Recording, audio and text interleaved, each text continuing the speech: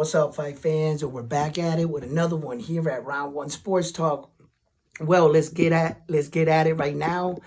I have a real interesting video for you today. The Canelo Álvarez and Jamel Charlo and what I really think that took place. This is a video that you might want to see in its entirety because it's going to reveal some things that you may have known, right? But probably didn't put it all together. So I'm going to sit here and I'm going to put it all together. And trust me when I tell you, you really want to watch this video in its entirety. So without further ado, let's get right into the video.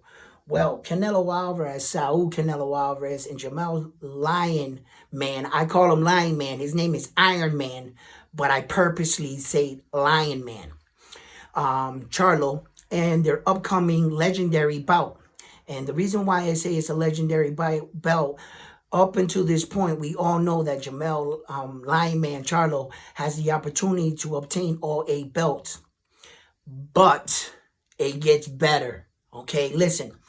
I'm going to reenact what I think kind of happened. I mean, of course, I was not there, so I don't know this to be, accurate or whatever. But it's more or less something like this must have occurred. And let's role play this out. Please stay with me. Trust me. Watch the video. Okay. This is Canelo Álvarez calling Jamel Charlo. Jamal, what's up? Huh? Do you want to fight me? Do you want the payday? I'll give you the payday. Fight me 168. Jamel Charlo. Man, I've been out of boxing for 2 years. I'm going through some shit right now. A little soul searching. And you coming at me at my weakest time. You know what I'm saying? Oh, you guys say I'm ducking everybody. But when I call you and I offer you the fight, you don't want to take it. Fine, don't take the fight. Jamel Charlo was in the room. Yo, that's Canelo Álvarez, bro. Now, I can't take that fight, bro. I'm not even in shape. Nah, bro. Hold up. Yo, Canelo, you still there? Yeah, what you want? This is Jamel Charlo. Huh? The little one? What you want? I'll fight you. You crazy? You want to fight me? I'll fight you, bro. All right, don't duck me. No problem. I send you the contract. You sign the contract, I will knock you out. Boom, sends him the contract. Sign. See you on September 30th. I got him. I got the smaller one. Canelo Álvarez, what did you just do? I just made a fight. Oh my God, did you just realize you just gave him the opportunity to win 8 belts and you don't stand to win none? They messed up. Stay with me. It gets better. Oh, now he probably started getting phone calls from all the powers that be. Meaning the sanctioning body started calling Canelo Álvarez's promotional company like, what the hell are you doing? You gave this black African-American fighter the opportunity to be the first fighter in the world to get all 8 belts. First of all, that's like catching a unicorn. You would have to successfully obtain all 4 belts in one division, right? Which would take you 4 to 5 years. You need someone else to do that in a second division. And for them to give you the opportunity for you to get 8 belts and them to get nothing. Only a title defense. Right? So you're going to need someone, that's like catching a fucking unicorn. You're just not going to get that, right? Saul Canelo Álvarez thought, he thinks he got a fish on the hook. He's like, man, I'm going to go in there. I'm going to weight bully this dude. I'm going to knock him out. So when all the sanctioning bodies and all the powers that be, the mobs, all them dudes started calling up, talking about what the hell are you doing, Canelo Álvarez? All the Mexican legends and shit. The WBO came up with a plan. They said, yo, check this out. Wasn't Jamel Charlo supposed to fight Tim Tszyu? So if he wins that night, we'll strip him of his belt. Bingo, we're going to call him and notify him. Hey, Jamel Charlo, yeah, right after, just in case, if you pull this off against Canelo Álvarez, we're going to honor it. You'll have all 8 belts. 9 o'clock the next morning, we're stripping you of the WBO. And Tim Tszyu becomes the 154-pound super WBO champion. Have a nice day. Hangs up. Stay with me because it gets better. Jamel Charlo's like, damn, man, they're going to strip me. All of a sudden, he starts thinking and says to himself, wait a minute. If I pull this shit off, I become the first person in boxing history to simultaneously hold all 8 belts. By stripping him and giving the belt to Tim Tszyu. If he goes back down in weight to 154, fights Tim Tszyu and beats Tim Tszyu, guess what? He becomes the second man in boxing history to simultaneously hold 8 belts. It gets even crazier. Because now he can walk in the Hall of Fame and be like, hey, I want a boxing history lesson. Who's the first man to do it? Me? Jamel Charlo? Then who's the second man? Me? I'm the second man? Yo, the road they just paved, they just laid out for that Jamel Lion Man Charlo, the road they just paved for that man is one of legends. It's a legendary status, okay? And I don't think they just gave that to him just to give it to him. Somewhere down the line, I believe someone messed up. They didn't think of all the ins and outs. And when they realized what they did, they try to stab him in the back by stripping him of his belt. But by doing so, you're going to give him the opportunity to become the two. Yo. These storylines, it's ridiculous.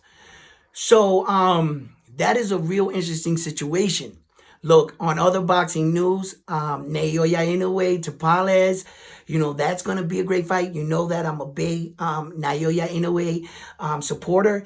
And Mayweather has been all over social media saying things about him. But I just want to clear some things up. About Floyd Mayweather, he can turn you off with his personality, his arrogance of money. He can turn a lot of fight fans off, or you could love him for it, or you could hate him. But there's one thing I do want to let you know about Floyd Mayweather. Floyd Mayweather fought his first world title at 130 pounds, okay? And the gentleman that he fought against later retired right after that fight. Mayweather actually retired him, okay? A few years later, that man died.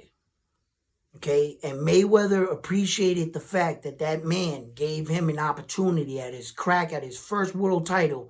That if you didn't know this, Mayweather paid for his entire funeral. That man, he died, unfortunately, he died broke. Mayweather paid for his funeral, for everything. He helped his family out for several years. He sent his family money.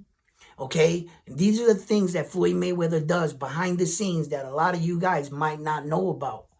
How he gives homeless people food, how they, a lot of millionaires and do these kind of ploys to make themselves look good when they're in hot water. I understand, and they usually start doing good things right around the time they got a court case or something, but Floyd didn't have no court case or nothing when that man died.